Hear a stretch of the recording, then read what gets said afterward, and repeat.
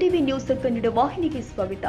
ಬೇಲೂರು ತಾಲೂಕಿನ ರಾಜನ ಶಿರಿಯೂರು ಗ್ರಾಮದಲ್ಲಿ ಅವ್ಯಾಹತವಾಗಿ ನಡೀತಾ ಇರುವ ಅಕ್ರಮ ಮದ್ಯ ಮಾರಾಟವನ್ನ ಖಂಡಿಸಿ ಗ್ರಾಮಸ್ಥರು ರಸ್ತೆ ತಡೆದು ಬೃಹತ್ ಪ್ರತಿಭಟನೆ ಮಾಡಿದ್ದಾರೆ.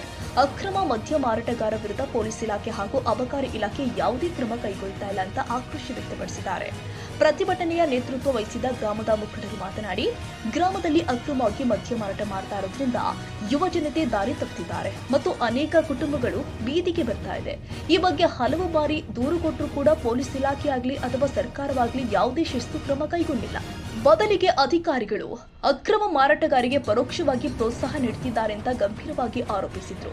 ಪ್ರಮುಖ ಬೇಡಿಕೆಗಳನ್ನ ನೋಡೋದಾದ್ರೆ, ತಕ್ಷಣವೇ ಗ್ರಾಮದಲ್ಲಿ ಇರುವ ಅಕ್ರಮ ಮದ್ಯ ಮಾರಾಟ ಕೇಂದ್ರವನ್ನ ಬಂದ್ ಮಾಡಬೇಕು. ಅಕ್ರಮ ಮಾರಾಟಗಾರ ಮೇಲೆ ಕಠಿಣ ಕಾನೂನು ಕ್ರಮ ಜರುಗಿಸಬೇಕು. ಗ್ರಾಮದಲ್ಲಿ ಶಾಂತಿ ನೆಲೆಸಲು ಪೊಲೀಸ್ ಇಲಾಖೆ ಸೂಕ್ತ ಬಂದೋಬಸ್ತ್ ವ್ಯವಸ್ಥೆ ಮಾಡಬೇಕು. ಅಕ್ರಮ ಮದ್ಯ ಮಾರಾಟದಿಂದ ಗ್ರಾಮದ ಸ್ವಾಸ್ಥ್ಯ ಹಾಳಾಗ್ತಾ ಇದೆ. ಪೊಲೀಸರು ತಕ್ಷಣವೇ ಎಚ್ಚೆತ್ತುಕೊಂಡು ಕ್ರಮ ಕೈಗೊಳ್ಳಿದ್ರೆ ಮುಂದಿನ ದಿನದಲ್ಲಿ ತಾಲೂಕು ಕಚೇರಿಯ ಮುಂದೆ ಉಗ್ರ ಪ್ರತಿಭಟನೆ ಮಾಡಲಾಗುತ್ತೆ ಅಂತ ಗ್ರಾಮಸ್ಥರು ಎಚ್ಚರಿಸಿದ್ದಾರೆ.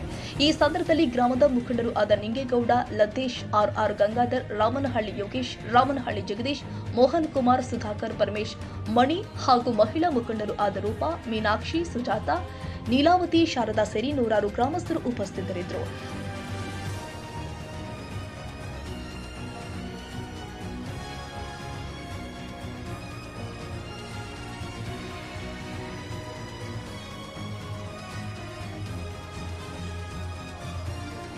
ತಾಜಾ ಸುದ್ದಿಗಾಗಿ ಎಂಟಿವಿ ನ್ಯೂಸ್ 24x7ಗೆ ಸಬ್ಸ್ಕ್ರೈಬ್ ಮಾಡಿ ಮತ್ತು ಬೆಲ್ ಐಕಾನ್ ಅನ್ನು ಒತ್ತಿ. ತಪ್ಪದೇ ಲಿಂಕ್ ಶೇರ್ ಮಾಡಿ.